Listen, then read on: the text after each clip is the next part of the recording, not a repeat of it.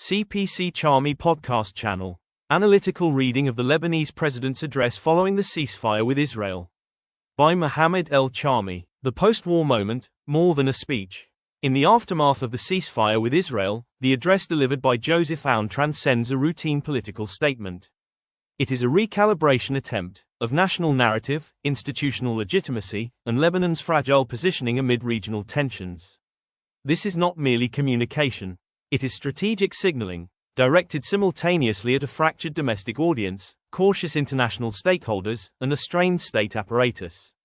Part 1: Sovereignty and State Legitimacy. At its core, the speech reinforces classical pillars: territorial sovereignty, central authority, the institutional role of the military.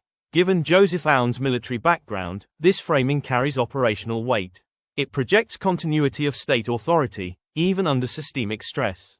However, analytically, the critical question remains: does the speech outline actionable mechanisms to restore sovereignty, or does it remain within symbolic reaffirmation? Part 2: De-escalation versus strategic repositioning. A ceasefire is rarely an endpoint, it is a transition phase. The lexical choices in the speech are telling. Terms like commitment and restraint indicate diplomatic alignment and external reassurance. Terms such as deterrence and legitimate rights signal retained leverage and internal positioning. This dual-layered rhetoric suggests a hybrid strategy: tactical de-escalation paired with strategic ambiguity. Part 3: Implicit messaging to the domestic arena. In Lebanon's political ecosystem, omission is often as significant as articulation. The speech indirectly addresses political factions, armed non-state actors, a deeply polarized public. The analytical focal point here: did the president explicitly advocate for the state's monopoly over arms, or deliberately avoid escalation by maintaining ambiguity? In Lebanon, silence can function as a calibrated political instrument. Part 4: The economic dimension, the silent imperative. Any post-conflict address that excludes economic linkage is structurally incomplete.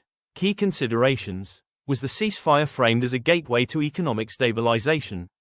Were investment, reconstruction, or financial recovery addressed?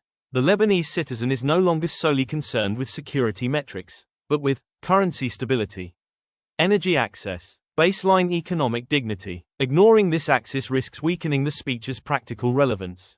Part 5: Language architecture, tone as strategy. The rhetorical construction of the speech reflects leadership calibration: a calm tone, right-pointing arrow, public reassurance; a firm tone, right-pointing arrow, institutional authority; an emotional tone, right-pointing arrow, mass resonance. Effective leadership in this context requires a precise blend: reassurance without fragility, firmness without escalation.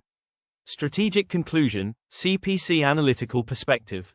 The address by Joseph Aoun serves as a stress test across three dimensions: domestic cohesion capability, external balancing efficiency, conversion of military pause into political economic opportunity. If the speech remains within generalized rhetoric, it functions as containment. If it introduces structured pathways, it marks the onset of a new phase. Closing note: CPC Chami podcast. Lebanon is not emerging from war. It is entering a prolonged pause shaped by uncertainty. The real question is not whether the guns have fallen silent, but whether the state is finally prepared to speak with one voice. Follow us in all social media platforms for more details and subjects. Mohamad El Chami, CPC, Chami podcast channel.